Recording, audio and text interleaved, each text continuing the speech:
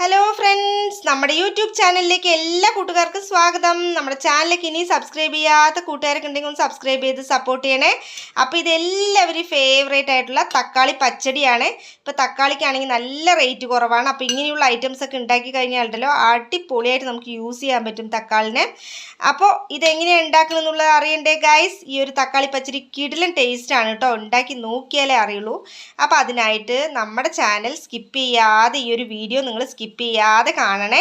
അപ്പോൾ നമുക്ക് ഇതിന് വേണ്ട ഐറ്റംസ് ഒക്കെ എന്തൊക്കെയാണെന്നുള്ളതൊന്ന് നോക്കിയിട്ട് വന്നാലോ ഗൈസ്.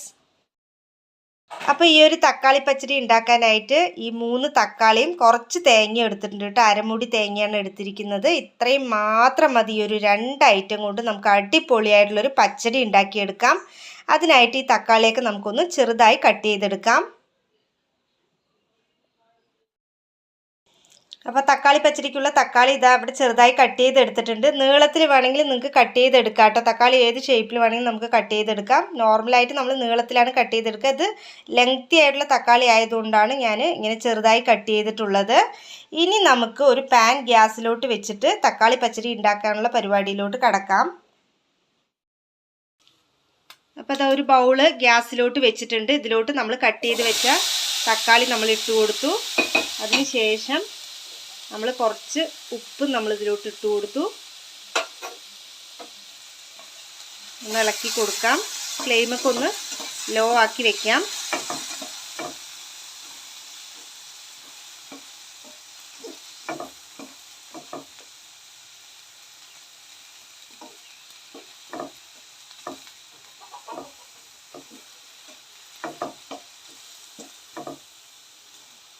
കുറച്ചൊന്ന് ഫ്രൈ ആയി വരട്ടെ. ആ ഒരു പച്ച മണമൊക്കെ ഒന്ന് പോകണം തക്കാളിൻ്റെ.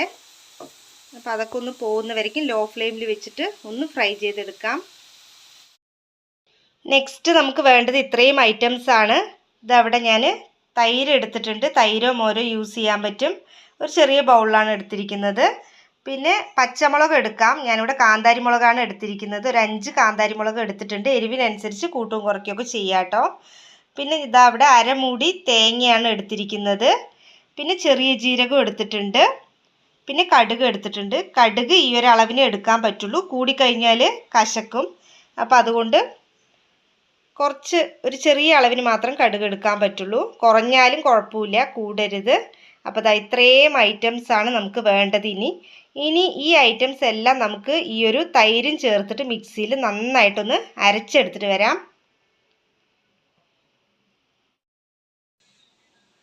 അപ്പോൾ ഇതാ മിക്സിയിൽ നന്നായിട്ട് അരച്ചെടുത്തിട്ടുണ്ട്. നമ്മുടെ അരപ്പൊക്കെ ഇവിടെ റെഡി ആയിട്ടുണ്ട്. ഇനി ഇതിലോട്ട് നമ്മൾ ആ ഒരു വെള്ളവും കൂടി ഒന്ന് ഒഴിച്ചു കൊടുക്കാം. അത് നന്നായിട്ടൊന്ന് മിക്സ് ചെയ്ത് കൊടുക്കാം. ഇനി നമ്മുടെ തക്കാളി ആയോ എന്നുള്ളതൊന്ന് നോക്കിയിട്ട് വരാം. നമ്മുടെ തക്കാളിയൊക്കെ ഇത് അവിടെ നന്നായിട്ടായിട്ടുണ്ട്. നന്നായിട്ടൊന്ന് വെന്തിട്ടുണ്ട്. ഇനി ഇതിലോട്ട് നമുക്ക് നമ്മുടെ അരപ്പ് വെള്ളവും കൂടി ചേർത്തിട്ടുണ്ട്. നമ്മൾ അത് ഇതിലോട്ട് ഒഴിച്ചു കൊടുക്കാം.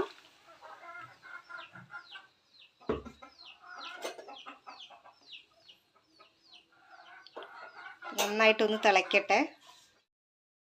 അപ്പോൾ ഇതവിടെ നന്നായി തിളച്ചിട്ടുണ്ട്. ഇനി ഇതിലോട്ട് ആവശ്യത്തിനുള്ള ഉപ്പ് കൂടെ നമുക്കൊന്ന് ചേർത്ത് കൊടുക്കാം. ചേർത്ത് കൊടുത്തിട്ട് ഒന്ന് മിക്സ് ചെയ്ത് കൊടുക്കാം.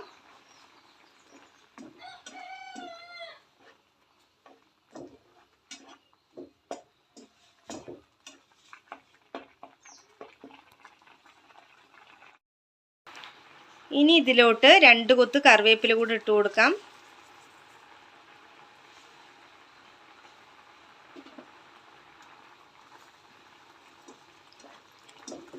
നല്ല ഒരു പച്ചടിൻ്റെയൊക്കെ മണം വരുന്നുണ്ട് കേട്ടോ. തക്കാളി പച്ചടി നല്ല ടേസ്റ്റാണ്. എല്ലാവരും ഫേവറേറ്റ് ആയിരിക്കും എന്ന് വിചാരിക്കുന്നു. നല്ല ടേസ്റ്റി ആയിട്ടുള്ളൊരു കറിയാണ് ഈ ഒരു തക്കാളി പച്ചടി. അപ്പോൾ ഏകദേശം ഇവിടെ റെഡി ആയിട്ടുണ്ട്. ഇനി നമുക്കിതിലോട്ട് 1 സ്പൂൺ പച്ച വെളിച്ചെണ്ണ കൂടെ ഒഴിച്ചു കൊടുക്കാം.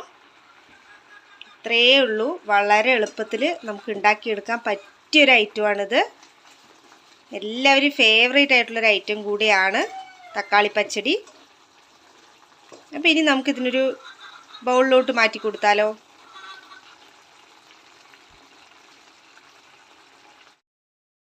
അപ്പോൾ ഫ്രണ്ട്സ്, നമ്മുടെ കിടിലൻ ടേസ്റ്റി തക്കാളി പച്ചടി ഇത് അവിടെ തയ്യാറായി കഴിഞ്ഞിരിക്കുകയാണ്. നല്ല അടിപൊളി ടേസ്റ്റാണ് കേട്ടോ ഇതിന്. എല്ലാവരും ഫേവറേറ്റ് ആയിട്ടുള്ളൊരു ഐറ്റം അല്ലേ ഇത്. അപ്പോൾ എല്ലാവരും തീർച്ചയായും ട്രൈ ചെയ്ത് നോക്കാൻ മറക്കരുത് കേട്ടോ കൂട്ടുകാരെ. അപ്പോൾ ട്രൈ ചെയ്ത് നോക്കിയിട്ട് നമ്മുടെ വീഡിയോസൊക്കെ നിങ്ങൾക്ക് ഇഷ്ടപ്പെടുന്നുണ്ടെങ്കിൽ, യൂസ്ഫുൾ ആയി തോന്നുന്നുണ്ടെങ്കിൽ നമ്മുടെ ചാനൽ സബ്സ്ക്രൈബ് ചെയ്യാനും സപ്പോർട്ട് ചെയ്യാനും മടിക്കരുത്. അപ്പോൾ നമുക്ക് വീണ്ടും അടുത്ത വീഡിയോയിൽ കണ്ടാലോ ഗായ്സ്. Bye bye.